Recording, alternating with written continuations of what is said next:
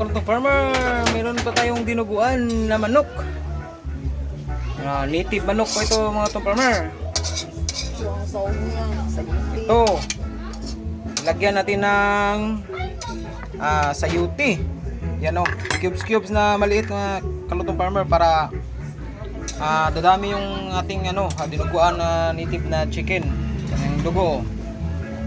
Ito, mga laman loob to ng ating native chicken na ating kinatay kanina. Yan mga Kalutong Farmer, kulang pa ng halian. Ito lang ang ating makakaya mga Kalutong Farmer. Oo nga pala mga Kalutong Farmer, birthday pala ito ng aking bunso naming kapatid, si Robin.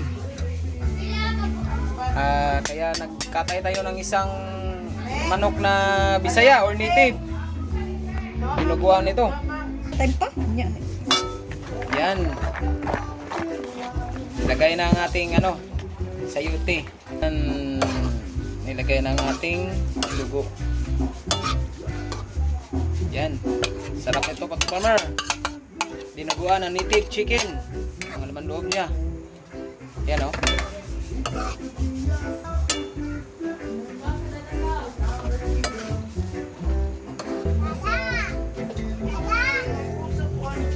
YouTube na lang eh. Ayaw, ati. Nasa babaw dito sa kuwan. Ha?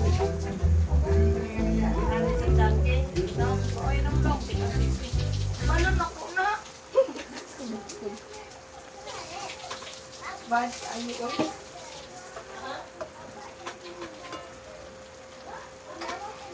Apa nak lasa? Dawi daw nga nang maka. Ano ating lahan?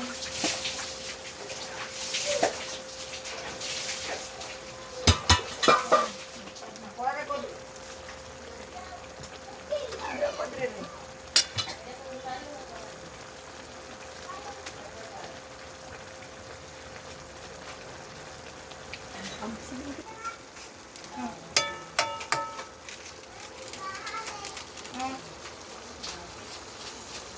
Timplahan natin mga Kalutong Farmer.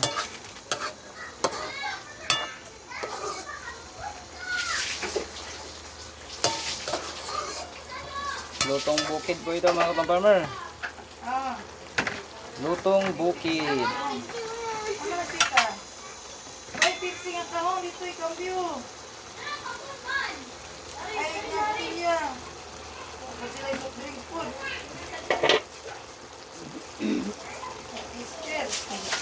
Sila mo bisto niya, magpapalit ka dun dun. Lahat mo ka na eh. Kunyaan pa na sila mga bili hapon-hapon. Sa kabo? Pamura daw ang kasal. Isunod mo ko. Yan, bata na, mag-repack. Bahay naman dahil na siya doon. Ikan ulat. Hindi na rin, asawa niya na rin. Asawa ni tata rin. Yun. Kabang? Kabang? Yan. Iya. Timplahan natin mga Kalutong Farmer kasi matabang-tabang siya.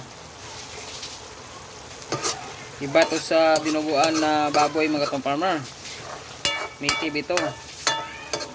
Iba kasi yung dugo ng manok hindi maglapot pag dinuguan. Ito lang. Sarap talaga nito Kalutong Farmer.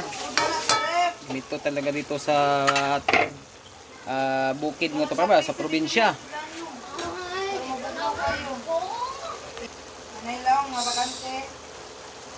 Yan. Ito ang dinuguan na native chicken. Laman loob ng native chicken. Lagyan natin ng cubes na sayuti para dumami. At masarap din. Kasi yung pangpawala ng langsa. Yan o. Sarap nito mga Kalutong Farmer. Taon na ako yung labi, kung asa na sila.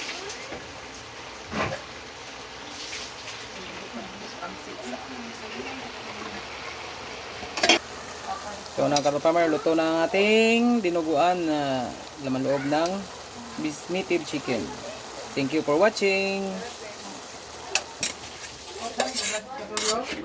Dan,